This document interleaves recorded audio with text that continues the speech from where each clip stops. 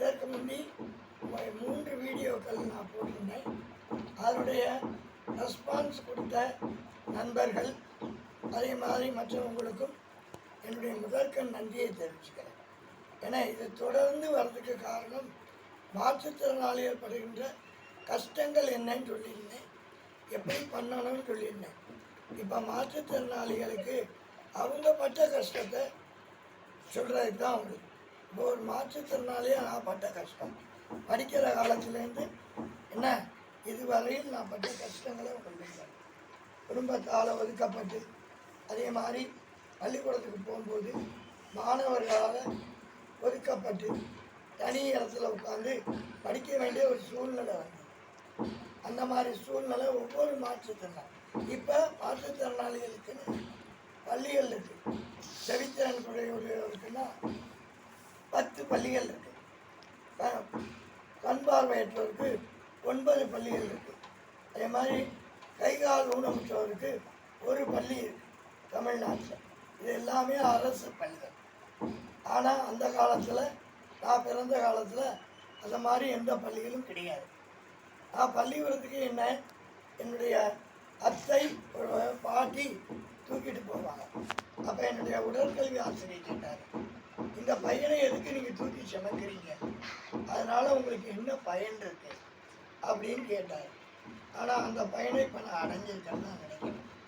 ஏன்னா நான் கஷ்டப்பட்டு முன்னேறி வந்து ஒரு பொசிஷனுக்கு வந்து இன்னைக்கு இருக்கேன்னா அதுக்கு காரணம் எங்கள் பாட்டி என்னை தூக்கிட்டு அலைஞ்சது தான், என்னை படிக்க வச்சது தான்.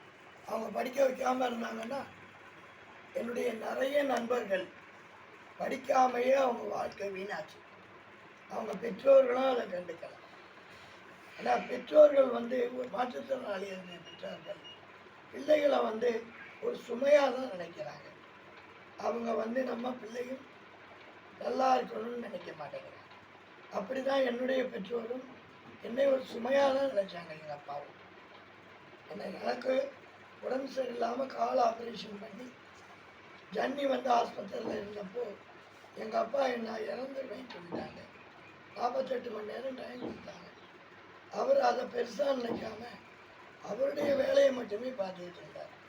நம்ம பையனுடைய உயிர் முக்கியம்னு எங்கள் அம்மாவும் எங்கள் பாட்டியும் தான் என்னோட கூட இருந்து பார்த்துக்கிட்டாங்க. அதனால் பெற்றோர்கள் வந்து பிள்ளைகளை சுமையாக நினைக்கக்கூடாது. மாற்றுத்திறனாளிய பிள்ளைகளை அவங்களாலேயும் சாதிக்க முடியும். ஏன்னா பல கலெக்டர்கள் இந்த மாற்றுத்திறனாளிகளை உருவாக்கியிருக்காங்க. கலெக்டர்கள் இருக்காங்க, இவங்க பல தொழில் பண்ணுறவங்க இருக்காங்க, பல அரசு அலுவலகங்களில் வேலை பார்க்குறாங்க. அவங்க பெற்றோர்கள் விட்டுருந்தாங்கன்னா அவங்க இந்த நிலைக்கு வந்திருக்க முடியாது. அதனால் மாற்றுத்திறனாளி குழந்தைகளை ஊக்குவிங்கன்னு சொல்கிறேன். ஆனாலும் நான் தலைமை ஆசிரியராக பணியாற்றிய பள்ளியிலேயே பல மாணவர்கள் 10ஆம் வகுப்பு கூட முடிக்காமல் இருக்காங்க.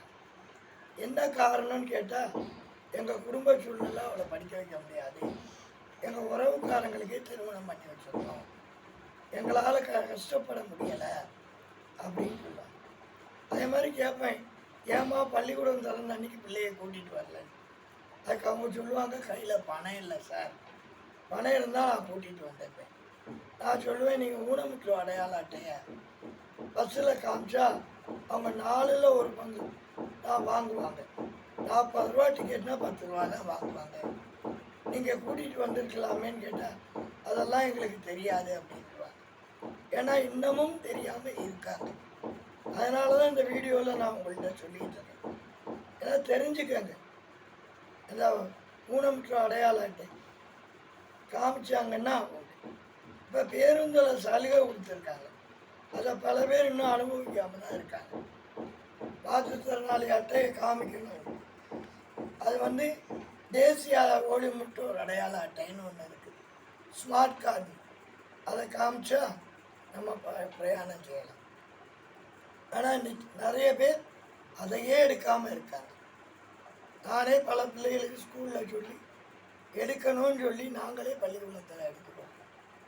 அதனால் இந்த வீடியோவை பார்க்குறவங்க உங்கள் நண்பர்கள் உங்கள் வீட்டில் தெரிஞ்சவங்க யாராவது மாற்றுத்திறனாளி பிள்ளைகள் இருந்தாலோ மாற்றுத்திறனாளிகள் இருந்தாலோ அவங்களுக்கு இந்த மாதிரி உதவி கிடைக்கும். நீங்கள் ட்ரை அதே மாதிரி ரயிலில் போகிறதுக்கும் அவங்களுக்கும் சலுகை உண்டு, அவங்களோட போகிறவங்களுக்கும் சலுகை கிடைக்கும். ஆனால் யாருமே அதை பயன்படுத்துறதில்லை. பாதி பேர் அது ரயில்வேல எப்படி வாங்கணும்னு கூட தெரியாமல் இருக்காங்க. நானே எங்கள் ஸ்கூல் பிள்ளைகளுக்கு ட்ரை பண்ணிவிட்டு முடியாமல் விட்டுட்டோம். ஏன்னா பெற்றோர்களுடைய ஒத்துழைப்பு கிடைக்கல. பெற்றோருடைய ஒத்துழைப்பு கிடைச்சாதான் அவங்களுக்கு அந்த இது மாற்றுத்திறனாளிகள் ஃப்ரீயானா பாதி கட்டணம் தான்.